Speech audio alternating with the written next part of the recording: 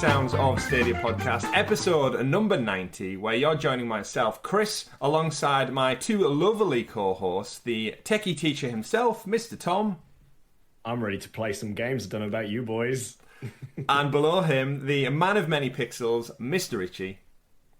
There's absolutely tons of games for us to play, so thank you, Ubisoft. Thank you, Ubisoft, indeed. You're joining us for Sounds of Stadia podcast. Every week we round up all the Stadia and gaming news for your viewing and listening pleasure, available here at youtube.com/Sounds of Stadia or on podcast services up there in the digital cloud. Of course, we round up the news for your enjoyment, and we've got one hell of a show this week. If you've not seen the news, if you're kind of not in this gaming eco bubble, it's been a busy week. Not only for us covering E3 and Summer Game Fest, but the entire industry as a whole. And boy, what a show. We're going to be talking about all the excitement Ubisoft brought, the lack of excitement Koch Media brought, and much, much more, including things like Google finally going on to smart TVs, and we've got an update on Chromecast with Google TV. Finally, we'll get into that, we'll get into all that, and all the other stuff that would cover as well. But it's a great show lined up.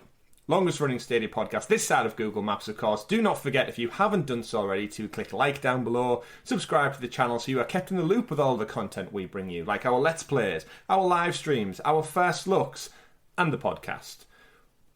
Gentlemen, let's start off by just taking a breather. It's been a busy couple of days for us, especially. Just to recap, we had our entire E3 schedule coverage that started on Thursday. We then moved into Friday as well, and Saturday, yesterday, we covered the Ubisoft Forward event, where the three of us, for the first time in a long, long time, were actually able to get together in person. Yeah. We recorded it. All three of us sat on the same couch, so if you want to watch our reactions, you want to go see what the three of us look like in real life, side by side, want to do some height comparisons or otherwise, you can. I mean, we're sat down anyway for the most part, but it was great to be back in one room together. I know we've seen each other away from it, but actually on camera, representing the channel at the same time was it was a great feeling. As much as it was very rushed, because that wasn't the initial plan. It was a certain one of us couldn't get a taxi home in time. Yeah, because of bad taxi services. That's why you guys are all in the same room. That's a very fortunate outcome, I think, to say the least. But thank you for everyone who tuned in across those couple of days. We, of course, still have a Square Enix presentation to go and watch along, but that hasn't happened yet at the time of recording. But do not fear, it will be in this podcast. We're going to record something after the fact, and we're going to segue it in later in the show. So we're going to have all your Square Enix news, whatever that may be. Any wild predictions, gents, for Square Enix that you want to quickly throw in there while we... before we get to that part of the show? I mean, we did make some predictions. That is true. Actually, Richie, before we get into the news, why don't you give us an update on how much Tom is beating us on his predictions? Okay, quickly from the top. For Summer Games Fest, Chris got 1 point, Tom got 2 points, and I got none. Koch Media was Tom actually got 1 point. Did I? Payday 3. Oh, I didn't even watch the event, and I'm scoring points. Fantastic. Yeah, you saved 2 hours of your life, mate. Yeah, we'll get to that. We'll get to that. Ubisoft Forward, Chris got 1, Tom got 2, and I finally got on the board with 1. Good man. And Tom's wildcard is no longer in play, because his wildcard was Stadia will be at Games Fest, and it wasn't. It was not. Dear, Tom is clearly winning.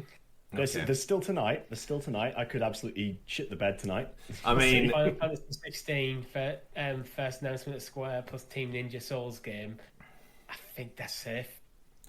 I mean, I guess that we would get a Gex the Gecko remaster or something. So it's pretty much safe to say I'm getting no points. Gecko You Revival. are a called one. I'm getting no points. But you know what? I reckon I'm getting 2 points tonight because I've got Avengers is going to be very disappointing. I mean, that's all subjective. So if I have a great time, what's to say you get the points from that one?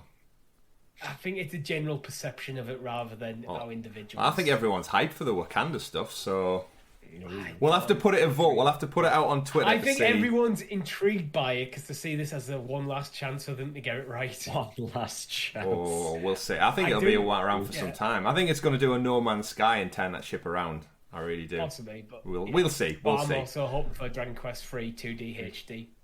Lots of stuff. But the great thing about the entire E3 weekend, after the first 2 days, which were quite disappointing on the Stadia front, everything was picked up and saved, arguably, by Ubisoft, who, of course, came out all guns blazing in support of Stadia. Where would we be without them, gentlemen? Honestly, sometimes I do sit back and wonder. There's a very solid conversation in there, but I don't want to say Ubisoft has saved Stadia's E3, because if they only turn up at Ubisoft, I still think that's a massive fail for Stadia. Oh, yes, we'll be getting into all that, certainly. You can't put all your eggs in one basket, as they say. Even if it is a massive third-party AAA publishing basket, you still need to share the wealth, as they say. Share the wealth. Quickly, before we get into the actual show then, gentlemen, really quick recap on what you've been playing this week. Tom? I haven't put much time into any games at the moment, but I did manage to jump back into Valhalla. Did a bunch of side quests, just building up my village, making it look that little bit better. Tidier. Still poking away at that game. I'll get there eventually. Well, with some of the news coming later on, you might have more in the village to do. Mm-hmm. We'll talk about that. And Richie? I've been slowly chipping away at East 8, but as you might imagine, because of how much content we've pushed this week so far already, and not a lot of time to game. Yeah, I was doing a lot of prep for today's show and the Square Enix event later on this last Saturday night after you guys left, and it did get to like 1 o'clock in the morning. I was thinking, I could have been playing Ratchet and Clank for the last 3 hours, and I've been editing videos and downloading content, but here we go. I've finished Mass Effect 1. Fantastic. Really enjoyed it. Excellent. A couple of things Richie's mentioned. The game clearly needs patched a lot more. Mocked up some trophies and stuff over there. Got the Platinum Trophy in it, so I've done 1 of 3. I'm going to take a break and go over to Ratchet and Clank for the time being. I've done a couple of hours at the beginning of that. You guys saw it last night when you were popping round. We can say that in person now. It looks phenomenal. It does. It's gorgeous, and super fun of what I've played so far. But alas, we're here to talk about Stadia. And hopefully, with all these new announcements, we're going to be playing some Stadia games for the foreseeable future, into 2022 and beyond. So all of you haters out there who think it's going to collapse and disappear, you've got to wait another year at least, before you can start driving that one home. Right then, let's get into it, gentlemen. Tom, will you introduce us to the... Absolutely, to the 90th episode of the Super Sexy Special Stadia Story segment, aka The News! The 90th episode. Every time I hear that, nonagenarian, hear that out loud, or I see it, like when we edit the little episode 90 part in, or anytime we type it, it's kind of like 90. Oh, I know this. 90 weeks we'll be doing this. 90, it's crazy. And thank you to all you listeners and such out there, and of course all the members of our membership program. There's over 40 of you now. Thank you very much for supporting us that little bit more. It really does help just bring you better content and put more investment back into the channel. We wouldn't have things like the super stickers or the badges because we had to get them commissioned by a genuine artist to get done. So it's little things like that, little quality of life improvements that really helps out. So from as little as 99p, you can click join below on the YouTube video, where you do get access to those stickers in the chat. You get a little controller next to your name, and more importantly, you get access to our SideQuest episode up to 6 days early. And we've got a great SideQuest lined up for you as well this week. So hold your breath for that one. Not for too long though, because it's quite late down the donkey. You'll definitely you will pass out before we get to that part of the show. Right then, news then, gentlemen. Let's get into the thick of it. Starting off, Ubisoft wowed us all as part of their Ubisoft Forward event yesterday at the time of recording. We all got together in a room, watched it. There was no Phil Harrison. He didn't show up at this Ubisoft event, but we did get Yizgimon showed up. Showcase basically tons of new exciting games. A couple of them not coming to Stadia, but for the most part, we saw the logo more times than we had done in the prior 2 days, by literally 100% more. So we tuned in, and straight up, fest off, we had Rainbow Six Quarantine rebranded, renamed, and relaunched as Rainbow Six Extraction, a whole new standalone game coming from Ubisoft, where essentially, of a team of up to 3 players, take on some kind of alien species. They showed off a couple of different variants of villains and the way the team mechanics work, but I think it's safe to say all 3 of us are super excited for this particular entry in the series. Definitely. Tom, I'll throw it over to you. You the most hyped for this one, I think, going into it. Yeah. What are your thoughts on quarantine? I'd certainly say Quarantine shit. We all know what quarantine's like. Yeah. What's Extraction doing for you, Tom? Extraction looks fantastic, to be honest with you. So it takes all of the characters, or some of the iconic characters from Rainbow Six Siege series, or title, I suppose, the operators, and puts them into a sort of bizarre sort of situation where they're dealing with an alien invasion.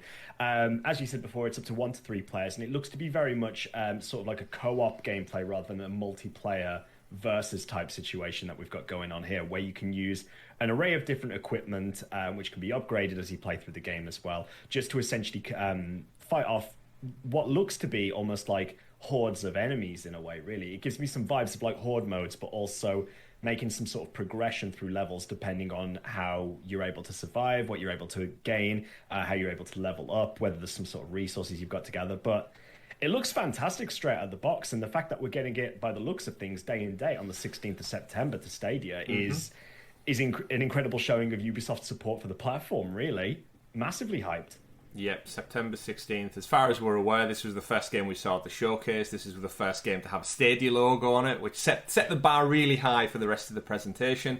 Richie, we also saw the way the weapons work. They fizzled people out, like from the Blade movies. We saw a bunch of different enemies and kind of approaches, and it does look like if one of the 3 of us, for example, got stuck or we got manned down and covered in some wall cavity insulation fluid, we're not allowed to finish the level until we've gone and saved our man. So I was doing a bit more research on this. That looks like no one's left behind. Yeah, exactly.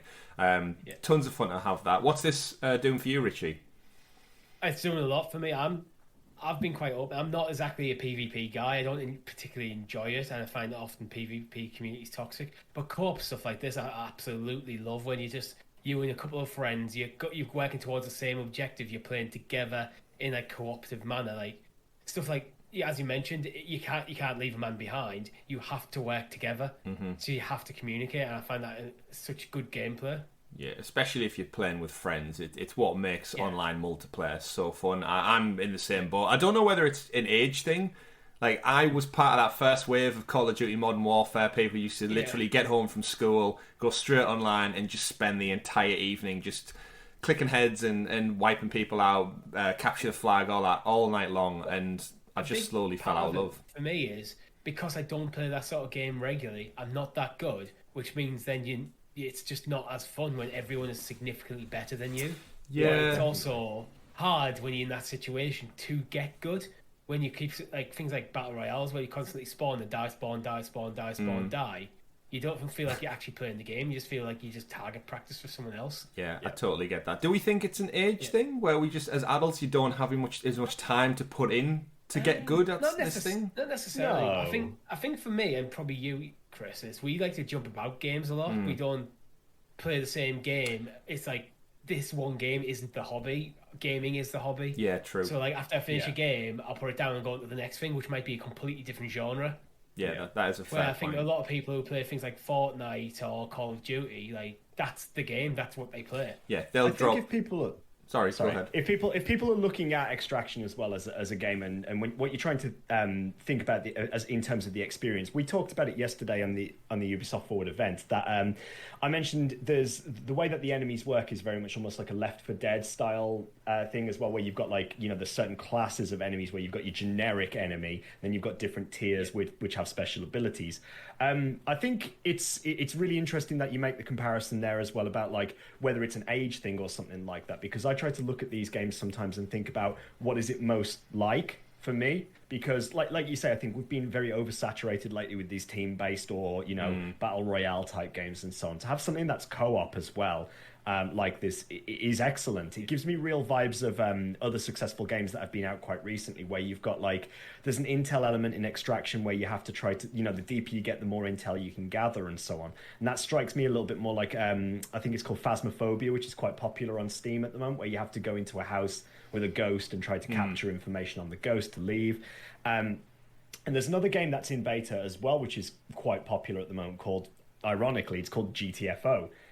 which is sort of very similar to this in the sense that you've got, it's a 4-player co-op game, but again, you have to make progress through a base to dig up some information on aliens and stuff like that too. But again, I think the reason why we're so hyped for this is because this is very much in our wheelhouse, really, in terms of the fact that coincidentally it happens to be up to 3 players. There are 3 of us, which is fantastic for a Thursday stream. It's Rainbow Six. It's up for the same mechanics as Rainbow Six, which Siege is phenomenal to play. Yes, yeah, absolutely. And if it's essentially the same engine, the same sort of mechanics and so on, just with additional elements or slightly tweaked elements to make it more competitive, then I just see this as a complete win, really. Yeah, I'm really looking forward to just getting in with you two and taking down some alien scum, but more so I can almost already picture the chaos of one of us gets stuck, one of us gets overwhelmed, we get caught, something like that, and you do get that fantastic kind of cooperation back and forth. I'm on the left, I'll take the guy on the right, sneak in, and then shit hits the fan and we all panic and grenades are flying everywhere and there's alien goop, and the game looks great, and if it's more Rainbow Six Siege, that's fantastic, but importantly, it's another AAA game coming day and date, hopefully. And then the fact that it's on Ubisoft Plus as well. Yeah, so you can try it out without dropping. We should also mention it's actually available for pre-order right now up on the Stadia store. So if you do want to go check it out, put your money down if you need to. $9.99, I think it was. Exactly. So it is a total. That's why I'm excited that's on Ubisoft Plus. What's Ubisoft Plus? About £12 as of now. Which so instead of paying £60 for the game, I can play £12, play it for a month. That's the benefit. So pre-order now if you want. There's a little Stadia logo down below for those who don't believe us. Not that you wouldn't believe us. So that's game number 1. So let's move on. Unfortunately, we could spend half an episode talking about these, but we've got these. We don't know how long we're going to talk about the Square Enix thing later on for as well. So let's keep ticking through. Second game up on the dock. I've kind of listed them probably in order of importance, I guess, from my point of view. We've got, surprisingly, I totally forgot this game existed. I didn't think we'd see this at the showcase. We thought, Richie, they'd end with Far Cry. Or start with Far Cry, and we thought it might be Skull and Bones, we thought it may be Beyond Good and Evil. It turned out of the depths of Pandora, we've actually got a new Avatar game. Totally forgot Massive Entertainment were working on this. Of course, this is the team that are going to be working on the next Star Wars entry. It's the first entry, we should say, from Ubisoft. So this, for me, builds a lot of hype for what the game could potentially look like and what to expect visually out of it. But Avatar Frontiers of Pandora is confirmed for Stadia in the year 2022, which for those who are unaware is not this year, that's a year away, using the Snowdrop engine. The only thing that I didn't realise at the time of watching is it's first person. I think there were some shots of that in the trailer, weren't there? There was, when they kind of slid under. Comments. It kind of went to it, but as someone who loves third person so much and seeing a world so gorgeous, I would love to be able to see myself flying the Banshees, maybe swimming and exploring the trees as the avatars themselves. It might go into third person. The trailer gives vibes that you see these characters on these creatures and such, and especially with the military coming in with the big tanks and everything. And it's been a long time since I've seen Avatar, much like probably a lot of people out there haven't watched it in a long, long time. But the game looks gorgeous. My initial reaction is, why are they making an Avatar game? Because a strong memory of when Avatar came out was, I know it's the highest grossing movie of all time, but I remember just thinking that the reputation around it was, that's largely because of the technology. It ushered in 3D in a big way. Mm-hmm. And then no one ever thought of Avatar again. But then the more I thought about it, actually it's a deep, rich world there that hasn't been explored. Yeah, and I think that's exactly where it is, because obviously we're slated for another couple of Avatar movies in the coming future as well. Again, my initial response to that is why. But then when you think about it, it's like, well, the first movie was kind of just by numbers. It was done nothing in that. It was a decent film, but if it wasn't for the 3D, I don't think it'd be anywhere near the top 10 list of grossing films of all time. Put it that way. Interesting.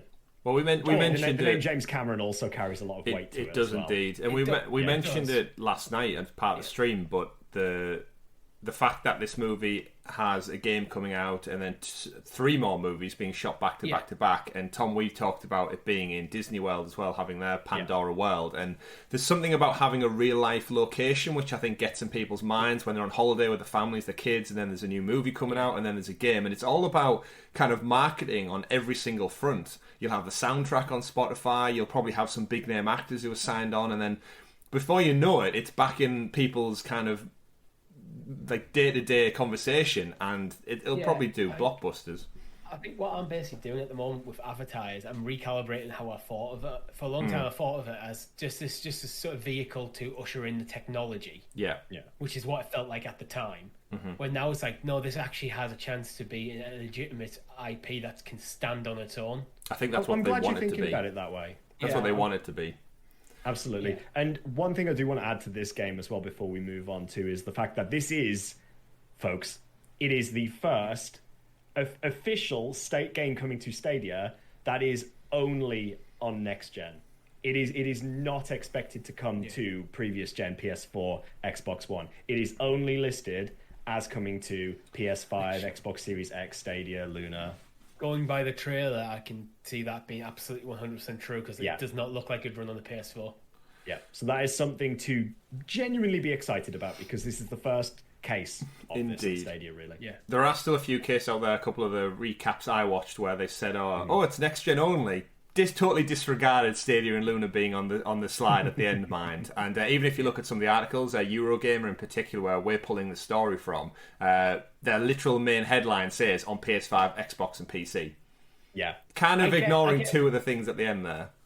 I get the feeling outside of Microsoft, cloud gaming is years away from the gaming press actually fully accepting it. But it's not hard to read what's in front of you and put it in your article. Again, journalism, we spoke about don't care. It's on the press like release. Dismissive of it.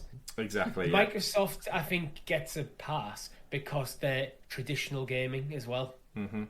But we digress. So just to put a kind of pin on all this story for Avatar, it's gone silent for almost 5 years. We did have an Avatar game out on the PS3 era. I do remember it a little bit. Yeah, I remember that. I imagine it's just a tie-in movie game. It pretty much was, yeah. It wasn't bad, but it was a tie-in game.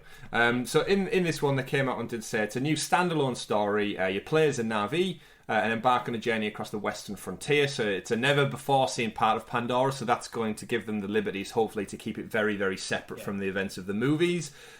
And probably loosely tie in, which I think is better from a creative standpoint, especially if they don't know when the movies are coming out. I would rather they did their own thing and maybe a few Easter egg references to the movie. I hope they have someone in charge of the franchise who's making sure all the stuff that they're working on stays canon. They can be I'd imagine so. They can be in different eras and stuff, so they can actually just start building that world, because they have the chance, because they've only been to Pandora once in one movie, so we've only just scratched the surface of what that IP could be. Yeah, there's not an entire lore to be wary of. They said explore a living or reactive world inhabited by unique creatures and new characters, and push back the formidable RDA, which I'd totally forgot. That was the name of the bad key people. I guess, or the good people, depending on what side of the war you're on, humanity or the Na'vi. Ubisoft is calling, of course, Frontiers of Pandora a first-person action-adventure and an immersive open-world experience. For me, I'm just getting big Horizon vibes, probably because of all the different creatures and how lush the fauna and such looks. But first-person, then that makes me think of Far Cry.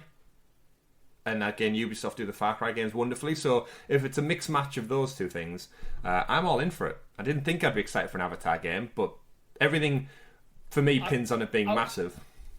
I'm intrigued. It's got me intrigued. I want to see a bit more of the gameplay before I say I'm in. Oh, we'll be seeing lots more of that. Okay. 2020 though, folks. But that's my stance for most games anyway. So good. Next up, we got an update on One Riders Republic, which I think we were all roughly excited about anyway. Tom, you saw massively as well. Got a bit of a delay. It was supposed to be out in February. Pushed back. So we finally got a new date. It's coming out on September 2nd, which is my birthday, so get hyped for that one. And Riders Republic, they give us a bit more of a deep dive into some more elements of this crazy extreme sports game. Tom, you're just super hyped because it looks like a hub for pretty much all extreme sports that have existed elsewhere on other individual games, pulled together into just one crazy Ubisoft open world. Yeah, absolutely. I mean, looking at it, you've got BMXing, snowboarding, skiing, mountain biking, jetpacking, of all things, like parachuting, paragliding. It literally just looks batshit crazy, and I'm absolutely all for it because Don't it gives forget me about the ice massive. cream bike. It just gives me massive GTA Online vibes. That's what I love about it, and we obviously know that GTA has been so successful with the fifth entry in the franchise because of its multiplayer, essentially. That, taking the craziness of that and having an open world, to an extent, it is open world, Riders Republic, game where you can have, 40 or so people persistently just doing their own thing, really, whether it's time trials, whether it's, searching for locations, whether it's actually playing things like graffiti or horse on, just tagging things and stuff like that. Really, it just looks brilliant. And I'm just vibing with it. I just love it. I just love the idea for it, and I'm really excited to get into it. The big thing for me about a game like this is I'll look at it from these sort of games from afar and go, that looks like a really cool concept. I think I'd have a good time playing, but then I'd look at the price and go, no, it's probably not for me and not buy it. And this is why I'm loving the idea of Ubisoft Plus. Yeah. Because with Ubisoft Plus, I absolutely will play this game now. Excellent. But if without Ubisoft Plus, I can almost guarantee that I absolutely would never play it. Yeah, I'm with Rich on that one. It's individually a sport. I would never buy steep. Snowboarding's not my scene. BMX, we really had a great time playing trials, but I would never pay a full price. So if Riders Republic is probably going to drop on kind of next gen PS5, Xbox for what, 60, 70 pounds. Yeah. And then if it's the gold edition with the season pass, that's pushing it to 85, 90. And then if you want a collector's edition for some reason with maybe a free snowboard, you're talking 100 upwards. The fact that for £12 a month, I can jump in, play this for a couple of weeks and get my enjoyment out of it. And if I want to go back to it, I could just keep my subscription live. That's why I think it's a fantastic proposition. Even if you just jumped in on their subscription, go, you know what, I really like this game. I actually do want the collector's edition. Then you can have that option. And as a games as a service game, which we know Ubisoft are leaning harder into, I think it's fantastic. I could see season content where they introduce new sports because they've got this open world. It's very much inspired by the Crew 2's kind of like miniature United States. If they just suddenly turn around and go, oh, we've now got extreme archery included, and they just pull, I don't know, like a Far Cry archery mechanic and pull it from one studio and add it in, that could be a whole new season of content added via a new sport. And gliding crossbow battles. Yeah, just it looks Everyone's crazy. got like a mini crossbow while you hang glide and you have to shoot each other out the air. Like dog fighting with hang gliders. Ubisoft, if you want to hire me. Yeah, like anything you can think of, like paintballing, like crossover stuff, it could happen in this game, and the footage looks wild, like some of the BMX stunts and such. Paragliding, like you said, Richie, the ice cream truck. It does, like Tom, you said, echoes Grand Theft Auto Online, where it's not necessarily about the simulation of the sport, it's about go and have some absolutely batshit crazy fun with your friends online. It's dialing it up to 11, the likes of SSX, Tony Hawk's and the like, and that's exactly what I'm getting from this, and that's what I wanted from this. There's some shots of this game though when it's in first person and like a mountain bike down the mountains, like looking at it and going, this needs a VR mode at some point. It'd make you feel sick, but I just kind of want to experience that because there's no way in real life I'll ever experience like such a narrow path down a mountain going like 50 miles an hour on a mountain bike in real life. There's no way I'm ever going to experience that. So stick VR on it, and it's the closest I can get to it. Yeah, there's they've got drones. It just looks like so much fun to be had, and we'll definitely be checking that out on a live stream because I can already imagine just the screams of excitement happening while we play Riders Republic. Of course, coming. No. Yeah, as you hit into something and painfully. Thankfully, you don't experience the pain. But yeah, 2nd of September. I'm going to call out the stadium racing community in this game as well already because even though it might be less simulator, I want to see you guys there. I want to see you guys in Riders Republic. Chance against them. Yeah, put Grid down, put MotoGP down. Join us as part of the Riders Republic. Get your tattoos done. Next up, we got, to no surprise, the return. They said the return, but it never really went away. Just Dance is back. Just Dance 2022 arrives this November 4th to be precise, on Stadia, of course. Not part of Ubisoft Plus, we should point that one out.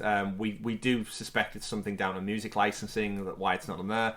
But Just Dance comes back with some heavily inspired musical content once again. Not much more to say about this game. It is very much just more Just Dance, but that's the amazing thing about Just Dance is it just brings a whole new bunch of tracks, probably some quality of life fixes, Yeah. and it puts it out there as well. I think the most thing I had to say about this during yesterday's stream was the fact that they had the Switch box up on the screen. Yeah, that was a paid promotion. They seem to be pushing hard. Yeah, that was the most interesting thing about it to me. It's probably down to marketing, because we've joked in the past about Just Dance staying on like the older consoles. Like it was brought out on the Nintendo Wii, well past the Wii's lifespan.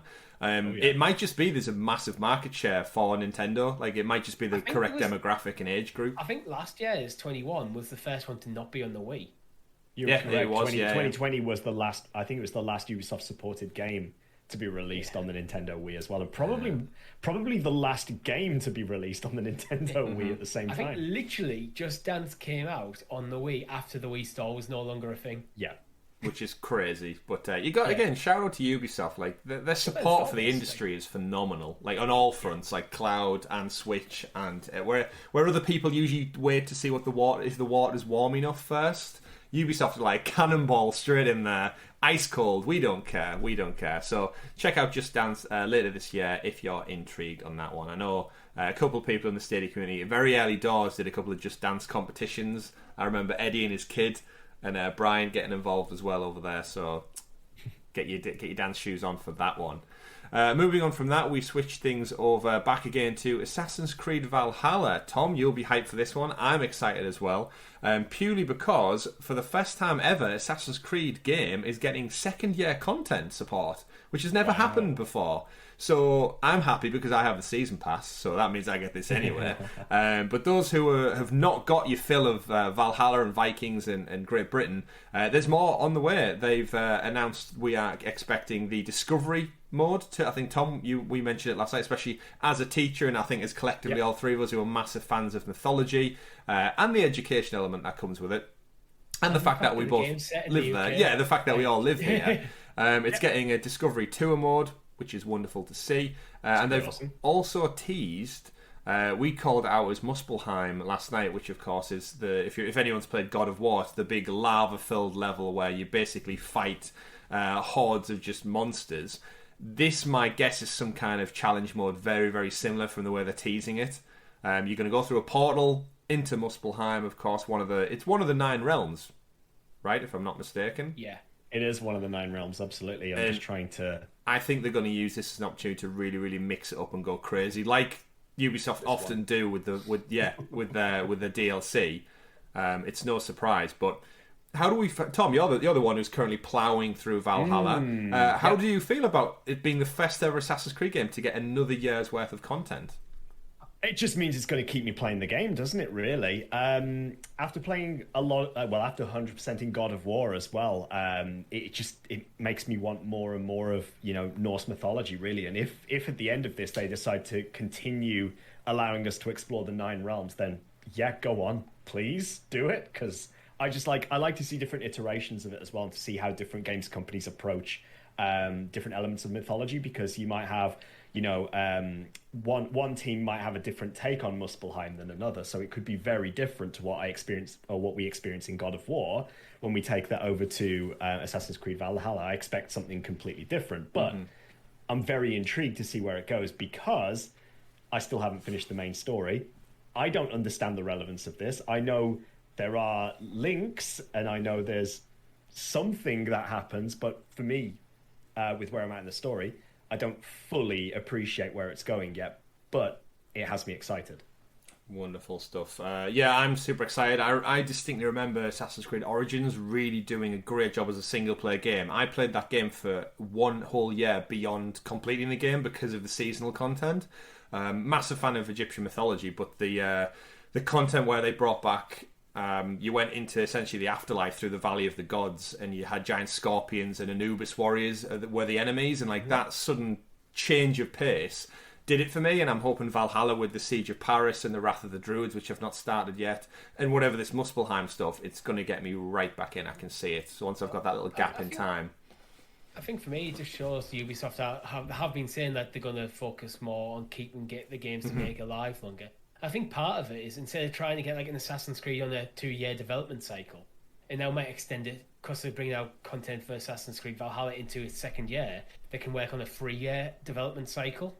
Yeah. Which means we might get even more polished, better games from them when they come out, just less frequently, which I'm all for. Like, yeah, I think everyone's for. If they're honest with themselves, you'd much rather they took the time and brought out a better title as well. Especially because they've rounded out like the trilogy of these kind of reboot ones. It's almost where they're probably sat there in the studios deciding if they take it in a different direction now, or do they stick with the same formula that does them well, evidently. But how long before that starts to get a bit saturated once again? So it's great to see they're trying things. I love the continued support. We've said many times on the podcast that games now, they look so beautiful. They don't age badly as they used to many, many years ago. So something like Valhalla, you could go back to this in 5-6 years, like with all the content, and probably pick it up for £10-15 on some kind of crazy Ubisoft sale. And imagine the value you get if you've never played that before. It's insane. So I'm excited. More Assassin's Creed. I'm a big fan of it. Always have been. Can't wait to see what they've got. And Tom, maybe you'll catch me up and we can go siege Paris together. Maybe. They might do some multiplayer. We theorised last night about multiplayer, so... I'm still keeping my eyes out for your... Still keeping my eyes out for your Jomsvikinger, though. Yes, it's on its way. And then rounding out the some of the Ubisoft news as well, we got a confirmation, we should say, of Rainbow Six Siege coming on June 30th. We've knew this for some time. It's at ESRB ratings. We had it confirmed coming to Stadia. Finally, we've got a date, June 30th, which is not too far away. It's just over 2 weeks from the time of recording, so... Not long, gentlemen, not long. We know what Siege is about. We know it's a great game. We spoke about it via Extraction Story as well. June 30th. Importantly, though, coming with cross-play and cross-progression across... lots of crosses. Cloud, so Lunar included, and PC for the time being. In 2022, they mentioned about PlayStation and Xbox. For me, though, the biggest get probably is the cross-progression element. Although it's a smaller market, the fact that you can take your save around, which I think is what Ubisoft they're leaning heavily into it with the Ubisoft Connect. We've theorised that quite a lot before. But I think just as gamers in general, this is the way the industry is going, and I cannot wait for the day when I can jump and pick up and play anywhere I want and my content is carrying across with me. Looks awesome. 2 weeks to go, folks. 2 weeks to go. Absolutely. Not really much more to say. We spoke about Siege, I think, quite extensively. Can't wait. There will be a stream coming of it. Don't worry. 100%. And then the final point of the Ubisoft Forward was we got some more updates, as expected to. Far Cry 6, of course, comes out this October. They showcased a brief trailer with, of course, the one Giancarlo Esposito and his dictator character finding his son on a boat. We did spend some of the showcase yesterday critiquing their character models, but the game looks gorgeous all the same. The biggest part from this Far Cry update that we saw, for me, was the Season Pass content. They showcased kind of a villains DLC where you got Vass from Far Cry 3, Pagan Min from 4, and Joseph Seed from Far Cry 5, all teaming up as the villains of Far Cry to fight off in some kind of... It looks like a deathmatch game. They didn't really explain what it was. They just said it was part of the Season Pass. It looked like some sort of psychedelic trip for sure, definitely. Which Far Cry likes to lean into. Yeah. It was a weird part of the show because then they also brought the title for Blood Dragon. Yeah, I remember watching it. It's like, are they coming to Blood Dragon? Because when they were showing Blood Dragon, it's like, oh, there's going to be a Blood Dragon 2, and they're going to be like playable characters in Blood Dragon. It's like, I genuinely don't know what. Yeah, they didn't have like an end splash screen that said what it was. Even Blood Dragon, you're right, Richie. It said Far Cry 3 Blood Dragon, but then didn't say if it was a remaster, if it was, do you get the whole game free? Because we're quite odd, because it was just announced the other week in the community blog. We covered it on last week's podcast. Blood Dragon is coming to Stadia, but it wasn't explained in the form of a remaster. And then I remembered that when you purchased Far Cry 5 Season Pass, you got Far Cry 3 Remastered as part of the Season Pass content. So it sounds like they're probably going to do the same thing with Blood Dragon, but I'm wondering if they're just testing the waters for a full Blood Dragon game.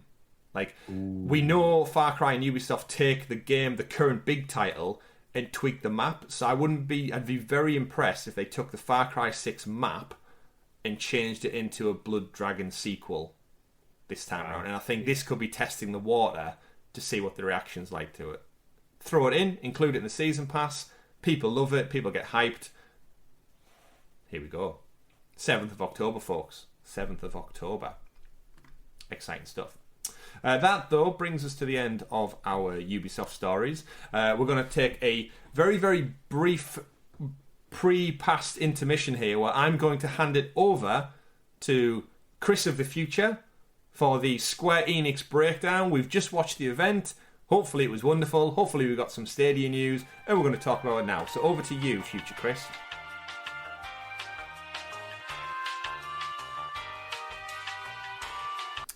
Wow, thank you for that amazing introduction, past Chris. You're with myself, Chris, Tom and Richie. Still, I don't know why I introduced our names again. I guess you've been listening to us for probably 30, 40 minutes at this point. We're here to give you our live, literally live, right off the back of the Square Enix event reactions. We got some updates to some games we already know about, so just to quickly recap, folks, this seems probably a lot more energetic than this morning's did. I'm just very cautious now that the day's gone on, we've woke up, we've literally just reacted with 35 plus of you in the chat. Thank you very, very much for that, people of the past who are listening in the future. But either way, this is some freaky stuff. We got an announcement for Guardians of the Galaxy, not coming to Stadia, so we'll just nip that in the bud right now. Disappointing, it may still come. Looks like a very fun game. First person, narrative driven. We said very inspired by Mass Effect. I think we both agreed with the decisions. A lot of ticks in that game for me. Showed a bit too much of it though. A little bit Definitely too gave much. me the vibes of Avengers, but Avengers done well. Like the best parts of Avengers in terms of like it being a single player focused game as well. And I like, as you said, Chris, like the links to almost like Mass Effect inspired elements, like being able to control your squad mates, having those moral decisions that are going to affect the story as well. It's quite refreshing, to be honest with you. Yeah. And also the ultimate ability just looks pretty cool with the soundtrack, which just makes it Guardians. And the fact is they're focusing on you're playing as Star-Lord, you're not playing as the entire team, so they can focus in on getting that one character down and feeling good. Feeling good. And they showcased the ability to like call your teammates in for special powers and special moves, and it does look like he has specials almost to like finishing bad guys off. But not coming to Stadia. I don't know how disappointed I am about that. Again, we know what Logo Gate's all about, that kind of whole deal. But with Square, they've been quite supportive, similar to Ubisoft in the past. However, though, Square are very selective over the titles. We know that with some of the exclusive deals with PlayStation, they're quite happy to kind of put all the cards on the table and I guess see who fronts the money. Because on the flip side, we also got an update for Avengers. We've got War of Wakanda. They kind of just showed off an update on what everybody already knew about the game. Richie, we've said on the live show, you get the points for it being disappointing. They really didn't bring anything to the table. My guess is they're going to have their own War Table stream set aside for hopefully the next couple of weeks, because it's supposed to be dropping this summer. I don't know about everyone else out there, but it's summer already, so it should be imminent. Didn't show any future roadmap. Once again, another games as a service that is not telling their audience why you should keep playing this beyond the current season. Crazy. Why we don't know what's coming in autumn and into Christmas, even just as a thumbnail, is crazy beyond me. But I personally think the roadmap's the least of that game's problems. The multiplayer, I think is actually terrible. Yeah, we've been over Single player stuff is great. The multiplayer is just so flat. So hopefully they can throwing more at it isn't really going to fix the problem. Yeah, hopefully they can channel that amazing story from the campaign then into Guardians of the Galaxy, which it seems like the way it's going. So, and with that uncanny valleyness we spoke about, we got an update for Life is Strange True Colors. We know that is, of course, coming to Stadia. Pre-orders have been up since the last Square Enix Presents event. As a point of note, though, we should say the Life is Strange remaster, which comes with the Ultimate Edition, will now make you probably rethink your purchasing decisions on Stadia, because at the end of the show, Stadia went live with a video to tell us that the original Life is Strange remaster is coming to Stadia Pro on September 30th.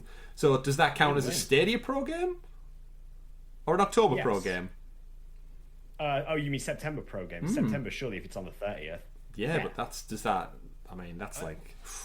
Well, we know Stadia Pro the games tend to hang around for a couple of months anyway, so I don't think it really matters when in the month it gets launched. True, very true, very true. So it's kind of good, and again, if you're going to pre-order it, just don't get caught out, I guess, by paying £20 for the pre-order when you're going to get it free on launch day.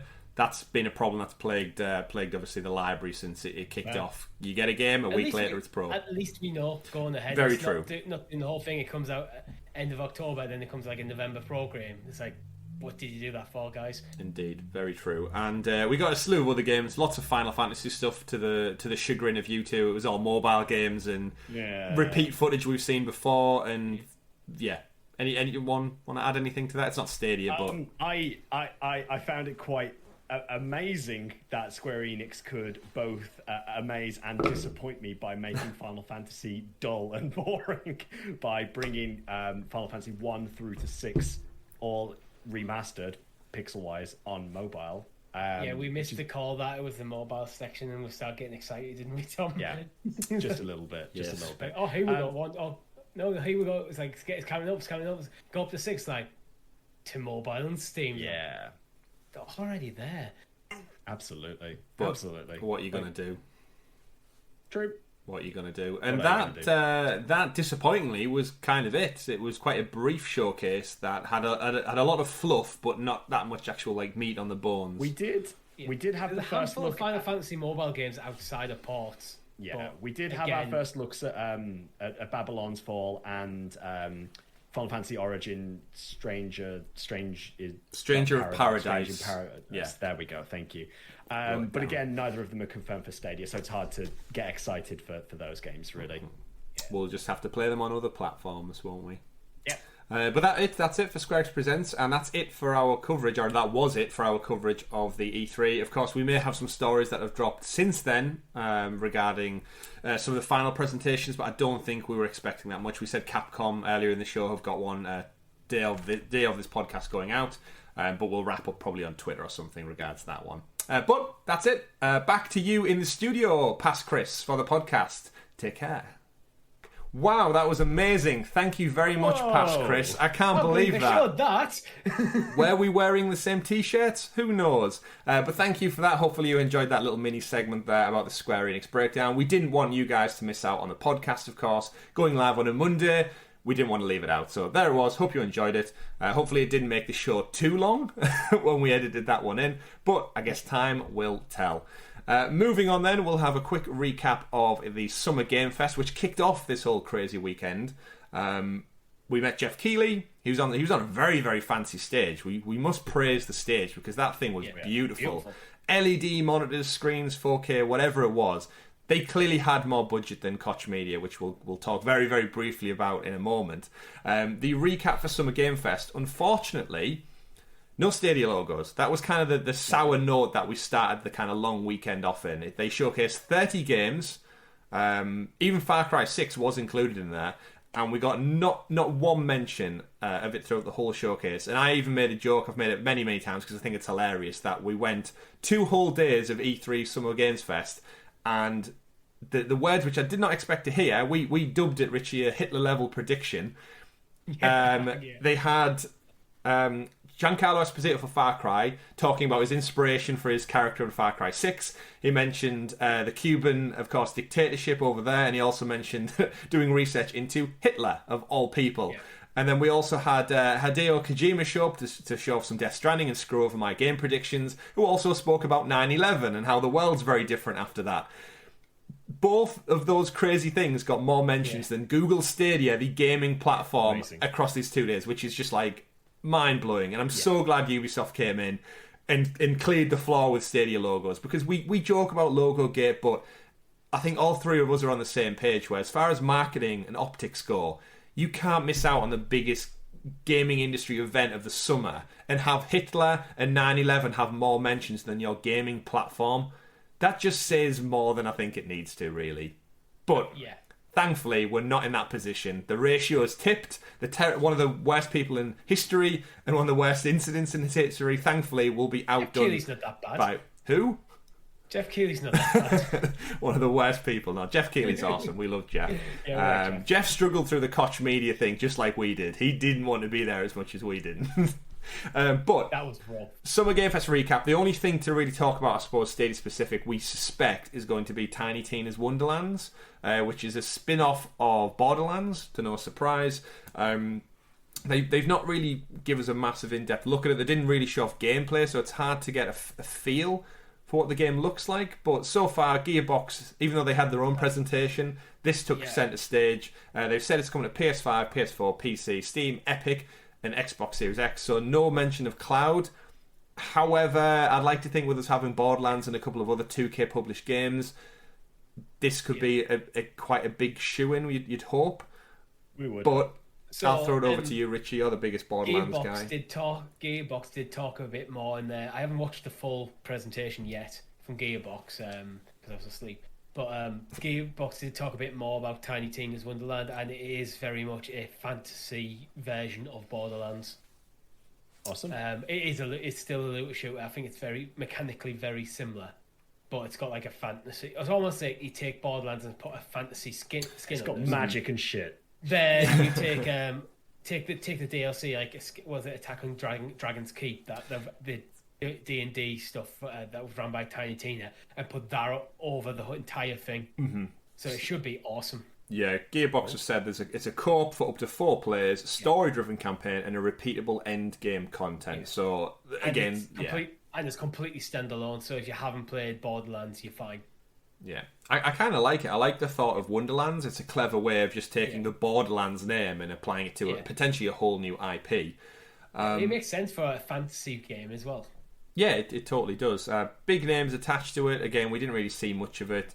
Weirdly enough, the Gearbox presentation itself was very, very light on games. They spent more time with Randy Pitchford walking around a film studio talking about the movie. Talking to the people and it's weird because Randy Pitchford's not got the best history in terms of accusations against him, and the fact that he's still front and centre at this stuff is a bit wishy-washy. It felt quite forced, to be honest. Yeah, I mean, at one point they got Kevin Hart out of his trailer and he was kind of like, I've got to do a piece to camera, and it was a bit weird. They didn't really show off any games, but of course Gearbox are now part of the Embracer Group, which they weren't at the Koch Media event. So it's kind of, there's such a weird way this kind of E3 Summer Games Fest has panned out for these different studios and publishers.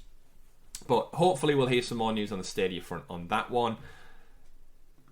I mean, if I was to guess, I'd say it should probably be coming. It's a big AAA game in the future. We have Borderlands. I think it's good. I think there's a good chance. I think there's a good chance as well. I like your positive energy, Richie. Next up, we'll move on to Devolver Digital. A little quick recap if you've not had a chance to watch it. Again, we've not probably watched it in its entirety. No mention of Stadia at this one either, so it does honestly, unless Square shows up, which it might have already showed up, you'll know, listeners and viewers, for some more Stadia content. Devolver Digital, there are a couple of games on the platform already, the Hotline Miami ones in particular, I think. They didn't actually mention Hotline Miami 3, which we joked about on last week's show. However, that is the joke. That might be the joke, yeah. However, they did have a fantastic conference, which was really tongue-in-cheek about what was going on.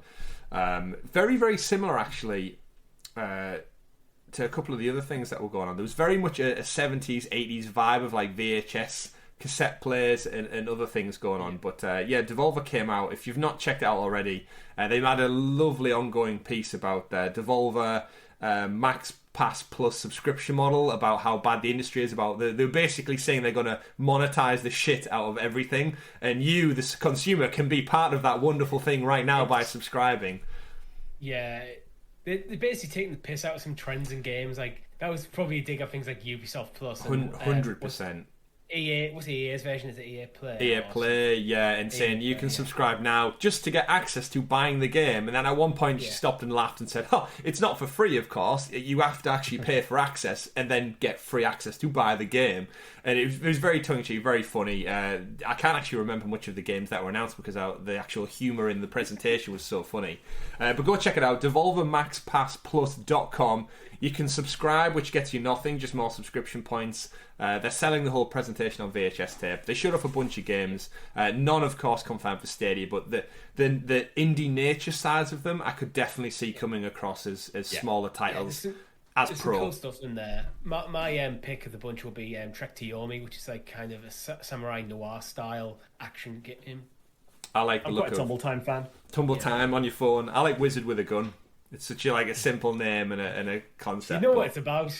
Yeah, it does what it says on the tin. Of course, we'll be breaking those games down more if we get confirmation of them coming to Stadia in the near future. Moving on from Devolver then, let's spend as little time possible on the Koch Media presentation. Tom, you don't... Moving on. Moving on. No, we need to address it and address how bad it was. Tom, you dodged an absolute bullet on this one, my friend. It's one of the only times in my life where I'm happy I was ill.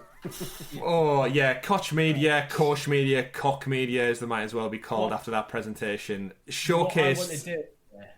I want to thank our chat for sticking by us because you kept us sane through that. Soldiering through our chat for our stream was active and we were drinking as well. Yeah, shout out to alcohol for getting us through that that presentation. Over 2 hours. The chat was on form and it kept me entertained. So. It did. Chat, our members, everyone out there, it was the longest presentation. I think it was a little bit shorter than Game Fest, but with 95% less content. It was so bad. Like, again, this is the one piece of Sounds of Stadia content we would actively say, do not go watch this. If you want to go watch me, put it on. Don't bother watching it. You won't gain anything from watching that content, unfortunately. No, put it on because we want the view. But yeah, it was like 2 hours of people talking. It might as well have been a Teams conference at work, where it was all just there was no kind of like energy, excitement. It was all just like checkbox ticking of interview developer, interview this. They did showcase some games, but it was so far and few between. And from what we'd seen from Jeff Keighley the night before and his amazing LED stage to essentially what was a felt backdrop in an office cubicle, and then interviewing people with terrible green screens of very, very empty bedrooms where clearly they've been told to empty all of their gaming memorabilia out and just leave plain blank walls. The focus was on Prime Matter, which was a new publishing label which is encompassing these 12 games. I'm not even going to spend time going into the games because they didn't show off enough for us to really talk about. We generally can't because we didn't see anything. We saw like maybe 5 minutes tops of gameplay, or including cinematics, in 2 hours. We didn't even see logos for most of these titles. Yeah. Like at times, me and Richie struggled to know what game they were talking about because they didn't have the game's title on screen while they were talking about it. They precursored it 5 minutes prior, saying coming up next, Final Form, which I think was one of the games. Put it this way, the production values for this show are significantly better than that one. Yeah, our podcast you're watching on YouTube right now has better production values than a multi-million pound corporation put to practice. No disrespect, don't get me wrong as well. Opal, who was the host of the whole thing, kind of co-hosting with Jeff Keighley, she did absolute finest, and she was probably one of the shining moments of the whole presentation. Again, no disrespect to the devs, about the games they're working on, but they just didn't show us anything to be interested in. Yeah, the whole production to a global audience of gamers wanting to see what they had to show, they just did not bring their A game. To wrap things up with this, they showed Payday 3, and they said they ended the entire show, the entire 2 hour conference, saying, here's our first glimpse at Payday 3. It was a concept art screenshot. That was it. It was a still image. Stream end, and that was the stream no music, over. Nothing. Oh, wow. But anyway, we digress on the pain that was. Go check it out. Go check out our entire coverage. There's definitely some highs and lows mixed in throughout it. Right, moving on then from Koch Media. We got some great Stadia news, folks. We've been waiting for some time, and this would probably be our headlining story if it was not dropping in the midst of E3 and Summer Game Fest. Google Stadia finally announced that Stadia is coming to... I need to get this right. It's Chromecast with Google TV. It's essentially the new stick. Yep. It's the new stick in your TV that comes with a remote. Finally, they said it was coming H1 2021. And ladies and gentlemen, they've done it. Within 1 week to spare, it is coming to the platform. What was it? 23rd of June, if I'm not mistaken, gents? Yes, that's correct. Yeah. 23rd of June. It's finally coming. It was part of the community blog this week. It was actually announced on the Nest blog originally, which I didn't realise Nest were part of the Chromecast team. But either way, someone's got to announce it before H1 ends. June 23rd, I thought big Nest news. was kind of a done thing. Isn't it all been integrated into Google Home? No, Nest is part. Nest is like the camera and the hub thing. Yeah. Which again, it's very confusing. It should all just be called Google. Yeah, exactly. Yeah. But we got confirmation. It's coming to the sticks. So you two gentlemen, you both have one. You can finally play Stadia. But more importantly for me, I think, is it's been rolled out to smart TVs. Any TV that runs an Android TV OS is also coming June 23rd. They didn't mention anything about the LG TVs, but they did give a list of like Hisense, Nvidia, Shield TV Pro, which I think a lot of people are excited about. Philips TVs and Xiaomi TVs as well, and other Android-based content. This finally rolls out to millions upon millions more devices, and we couldn't believe that the new Chromecast launched without it being integrated. They've clearly had to do something behind the scenes, but what do you two think? I 100% believe at this moment in time, and I've said this before, that I think they've been holding off on this launch until they've shifted enough Chromecast Ultras, till they get enough. They've been using Stadia to get rid of that stock, which is why I think things like the Resident Evil and the Cyberpunk promotions existed. Okay. But finally, they've got to the point where, well, we can't just keep delaying this while we try to shift old stock. We're going to have to upgrade it. I mean, they gave us a date.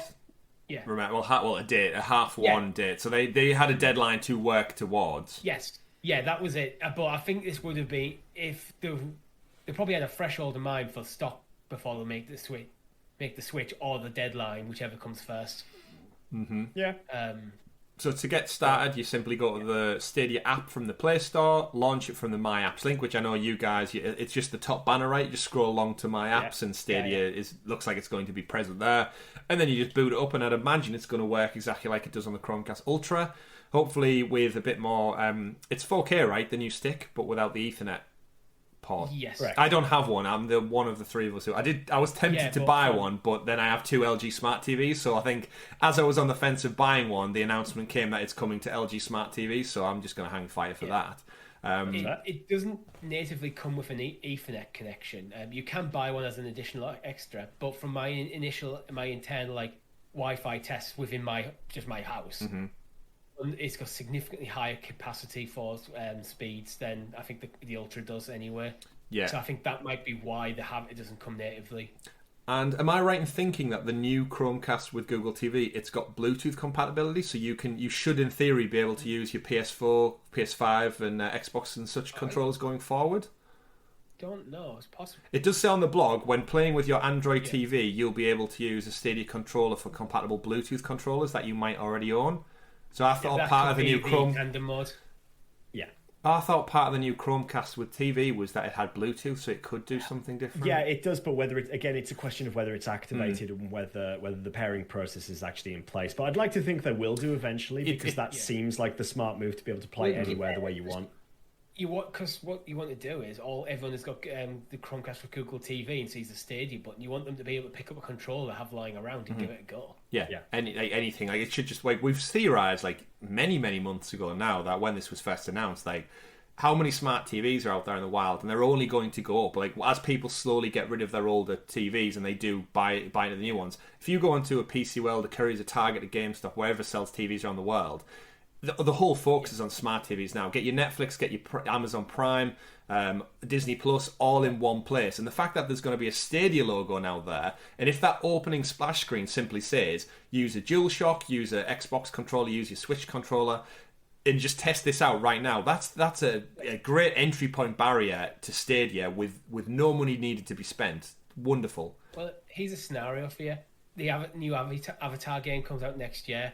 You're someone who's still got a PS4, you're struggling to get your hands on an Xbox Series or a PlayStation 5, and you want to play that game. You've got an Android TV, you see Stadia there, the game's on Stadia. You look at your DualShock 4 and go, I can play using this on that, done. Yeah, one month free. There's a customer. There's your customer. Yeah, 100%. And again, why bother spending this money on the PlayStation when I'm playing the games already? Yeah, that's what we've said all along. It's the barrier to entry. And again, we can't deny that we've seen the list of games that are coming aimed at a younger audience, all the DreamWorks titles and Scrat's Nutty Adventure and all that. We joke with them. But again, if you're like a parent and your kid sees that Ice Age game advertised on like a banner alongside Disney Plus and Netflix and such, and then all the mum and dad has to do is rather than go to a shop and drop £400 on a new console, they just pick up their old controller, give it to the kid. The TV's already set up in the living room. They just hit free trial. It might already be paired with their Google account anyway. Free trial, boom. The kid's playing the game within 5 minutes. That's like such a convenience. I think we've talked about this before, but I wonder if they need a Stadia Kids app where you can't, where things like purchasing games is a lot more restrictive. Maybe you can only actually purchase games through the actual Stadia app on your parents' phone, and the only games that are playable are aimed at a younger audience. Yeah, and of So course, then from a parent's point of view, you have Stadia kids there. You can go, play anything of them. yeah, it's absolutely insane, the entry point. And interestingly enough, the blog kind of wraps up and ends by saying there's 180 plus games, for a full list of the 180 plus games now available on the Stadia store. I didn't realise we were up to 180 games. That seems like a shit ton of games. 180. I know we haven't really been counting since it got to that crazy level. That's a lot. Like, if you've never played Stadia before, now you look at that catalogue, that's a lot of variety, a lot of AAA titles. We're getting close to 100 Stadia Pro games. That is true. Or games that have been on Stadia Pro since launch. But interesting. Good things, good stuff. I'm excited. The future's bright, as they say. Well into 2022 if you listen to Ubisoft and the Avatar game. So then, swiftly moving on, because I do want to leave some time for us to insert the Square Enix stuff you did listen to not a short while back. In and amongst all the E3 excitement, EA were hacked. Just to throw that out there. It's not really been covered that much because I think all the industry's focus is on talking about new exciting games. But yeah, EA this past couple of days were hacked and they've had the data stolen. It's not really too different from what happened, I think, CD Projekt Red with the stuff. Basically, these assholes have got hold of source code, stuff from the engine. They're holding it for ransom, just the usual stuff. I'm sure there's lawyers and engineers and stuff who are all over this business right now trying to sort the problem. Sucks for EA. I know they usually get a lot of shit, but again, any business gets hacked by people who just think this is a good thing to do, then yeah. You're the problem, people out there who do this. Anything to add to that, gents? It's just... Not really. It is what it is. They found out that they looked at the FIFA source code. Off. Yeah. They looked at the FIFA source code and saw it was literally the same as every other game before. Yeah. Sounds about right. So let's talk about something good with EA. They're fortunate enough to have dropped Battlefield... I was going to say 6, but I can actually call it by its proper name now. Battlefield 2042 has been officially titled now. They showed about a 5-minute trailer. They got a lot of shit because they did a 1-hour countdown for this. Did you guys see that? It was a 5-minute trailer, but they did a premiere where it had a 1-hour countdown clock just for 5 minutes of footage. I think people were expecting a little bit more. But they did showcase it. It's futuristic. Not that futuristic, really. 2042 is not that far away. It's just 20 years away. So we will hopefully live through this. I hope it doesn't get to this state in the future with crazy Boston Dynamics robots and tanks and stuff taking full-out warfare. But essentially the premise is it's superpowers. It's, funnily enough, it's like Cold War. It's America versus Russia seems to be the premise. But this game isn't political, right? Far Cry is, because it's based on Cuba, potentially, but this, where it's Russia versus America and all-out warfare, not political at all. Either way, the reveal showed off some crazy antics, very gorgeous graphics. We haven't had this confirmed for Stadia, but I feel like there's a movement in the community that EA still have promised Stadia 2 games. This would be a great get. I hope it's true, otherwise we've covered it a lot and without bothering. I hope they have something more coming about this game, because I found the trailer very, very disappointing, to be honest. Really? I don't care. I don't care about just random CGI. I want to see a gameplay trailer in a game like this. Okay. Like, just a cinematic doesn't do anything for me, especially because we know there isn't a campaign. Yeah. The cinematics is just pointless. Yeah. I just don't care. I remember sat there watching going, it's just lots of flashing explosions and stuff. Shit's happening. Like, we've got a tornado going through a battlefield. It's a trailer made by Michael Bay. It's a lot of spectacle but no substance. Michael Bay's working on the Avatar game, Richie, not I 100% think this is going to be a phenomenal game, but that trailer, I don't think it does it justice. Yeah, just to quickly give my 10 cents as well, is I was actually really disappointed they announced that it's not coming with a campaign. As someone who loved the little vignette stories that happened in Battlefield 1 and 5, again, they weren't connected. They were just little individual stories with one particular character telling you about a moment within that war. They were great. That pushed me on to get the Platinum Trophy in Battlefield 1. I enjoyed it so much. And then the multiplayer is fantastic. The way they do the stages of the war, the all-out campaign. I think with this one they've confirmed, is it 128? 128, player map, which That's is correct. insane. It leans very much into the Battlefront 2, the Star Wars Battlefront games, with just all-out warfare with people everywhere. It's crazy, it's hectic, and it's beautiful in the same right. But taking away a campaign, it hits me a little bit. It's someone who's such a single-player driven guy. I like that bit of content to keep me ticking over. I don't see myself dropping £70 on something that's purely multiplayer. But yeah, I'm with you. I'm with you there, but I'm also got to a point now where I think, like, rather than trying to make a game that satisfies all audience goal, right? What is this game? It's predominantly a multiplayer game. Focus on just making it a multiplayer game, or this is the single player experience. Let's double down on being a single player experience and not try to force a multiplayer into it. I agree with what Richie says.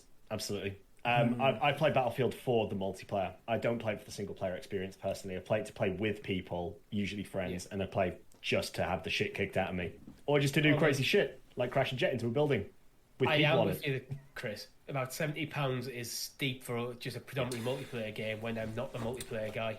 So this is how I want to frame it. I understand why you're saying that the campaign's very less. I know they've got the statistics that say like only 20% of people play the actual campaign. The biggest bulk of people jump in.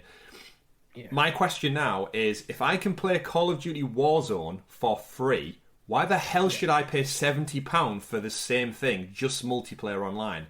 What is the difference there? Yeah, I'm with you there. Like, £70 is way too steep when it's probably going to be monetized in other ways as well. I think they've already said the season pass content, but again, Warzone does that. The core content is free. Yeah. So they need to do some, like, this thing that would have changed it for me would have been the campaign, but now that's not there. That's why I think I'm so torn between, do I actually want this still? We'll see. Yeah, for me, there's two ways you can monetize this. You can go the Warzone route where it's gonna go right. It's free to play. There's season passes on cosmetics and stuff which you can pay for, or you can go, this is how much the game is. That's how much the game is. That's how much the game is. That's it for me. Like, you do one or the other.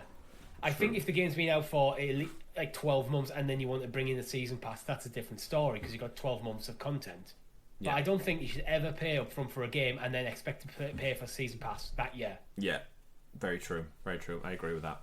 Right then, that's Battlefield again. We don't know if it's coming to Stadia. Hopefully it's one of the two games. I'll be still disappointed if it ends up just being FIFA 22 and then Madden 22 as well. It's like, oh no, they done us dirty with a double. Yeah. I mean, I want those games to come, but I really wish that's just a new contract. And again, this is where we need to be outside of Ubisoft. Stadia really need to start to communicate what else we're getting from other publishers. I love Ubisoft, but there's more than just them out there, and as we tick into 2022, I need to see some more movement on that front.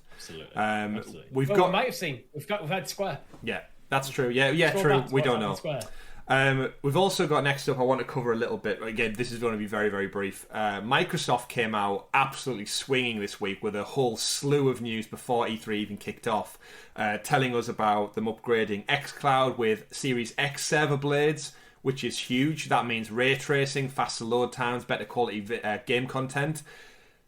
How that impacts Stadia and this whole Stadia 2.0, it basically tells me Stadia needs to up their game if they're going to compete with this. They also came out and announced an exclusive TV stick, a la Chromecast with Google TV.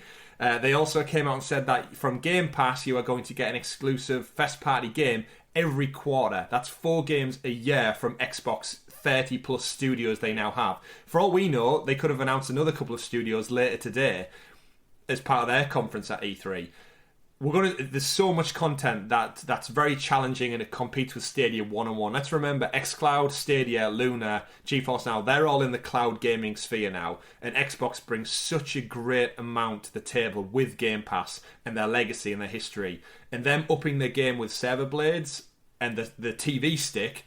And also, I didn't even mention it, going on to TVs. We've just mentioned how thrilled we are, Stadia finally being on smart TVs and Chromecast. XCloud are doing the same thing. Microsoft are making huge moves. So this week, we're going to take all of these stories, we're going to condense them down, and Richie, we're going to go and record a special SideQuest episode. We are. That's going to really, really deep dive into all this. So if you want to check that out, remember our members get it early. Actually, today of recording, Sunday, this episode will be going up for our members. So don't forget to click join from as little as 99p. You can get it up to 6 days early. For those who want to hang fire, it will go on free feeds, of course, every Friday. Sounds of Stadia SideQuest does drop. But yeah, we wanted to separate this from the E3 news because it's a subject unto itself. Yeah. But we'll get to that. Go check that one out. And then finally wrapping up the show for what, again, could have been a 3-hour show, gentlemen, if we honestly had the time for both us and our audience out there to go and break it down. We got Humankind was stealthily told it's going to get a PC open beta. We don't know if that's going to be Stadia, but there is a deal, of course, with Amplitude and Sega. We had the demo last summer now. It was a good while ago. Yeah, it was part of the good stuff event. It was, and of course the game was pushed back. We got that delay. It comes out in August, so it's actually not too far away now. Richie, you've pre-ordered this. Do you think we might see the beta, essentially the full game? Apparently you can play through the whole game now. Do you think this will come to Stadia, or do you think it's going to be like just wait till it's out now? I think we just wait till it's out. I don't think the beta's coming to Stadia, to be honest, because the thing with a beta, they're clearly building this for PC and porting it over to Stadia. Mm-hmm. I think the good stuff event was probably them testing out the tech, more tthan anything. Yeah. Testing out the porting process.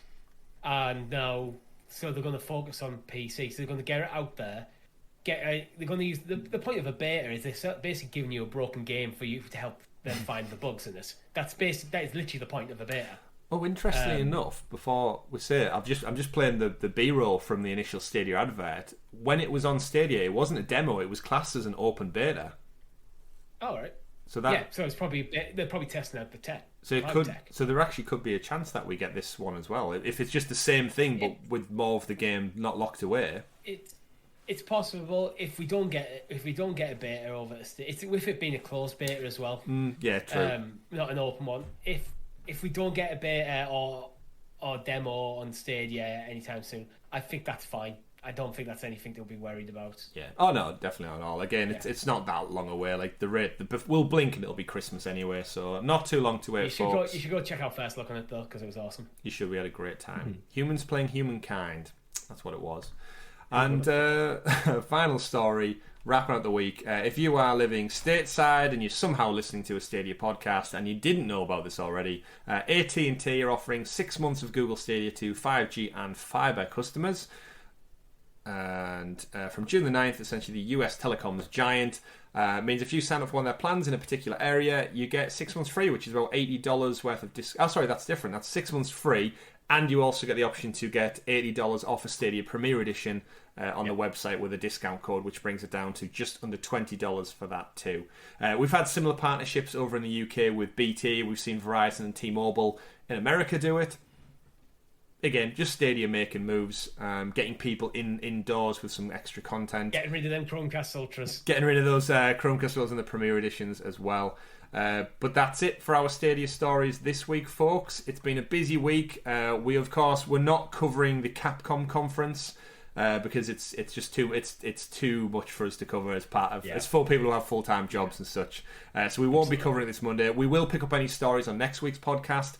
I think Capcom have already said it's going to be quite a muted conference, this particular one, with Resident Evil Village just being out. They're probably going to talk about Monster Hunter Rise. They might tell us a bit more about Mercenaries or Resident Evil Reverse, which I think everyone is forgetting about. Still came with Resident Evil Village. We're just yet to see what that looks like. They've already shown off Monster Hunter Stories 2 at the live event, which we covered on Thursday.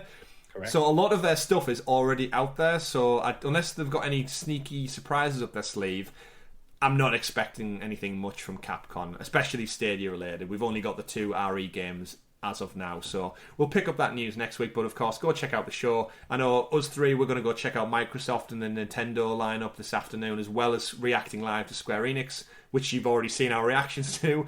That's going to be fun. I can't wait to see about Avengers, Outriders, Life is Strange, and hopefully some more stuff. I know you two are hoping for a Final Fantasy game on Stadia.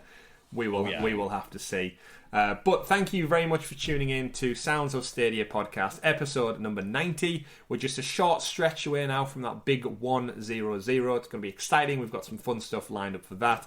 Don't forget, as always, to give the video a like if you're watching along on YouTube. Subscribe to the channel and click that notification bell so you are kept in the loop with all things Sounds of Stadia, like all of our E3 and Games Fest coverage, all of our live streams, our Let's Plays, our first looks, and of course, this very podcast. Thank you very much for tuning in this week. Hope you have a great week, and hopefully E3 and Jeff Keighley brought you some exciting games to get your appetite whetted for the future of games.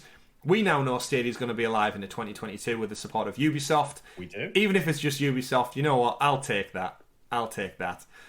My name's been Chris. I've been Tom. I've been Richie. Koch Media is still crap. let's move on. Thanks for listening, everyone. We've been Sounds of Stadia. Goodbye. Bye-bye. Bye.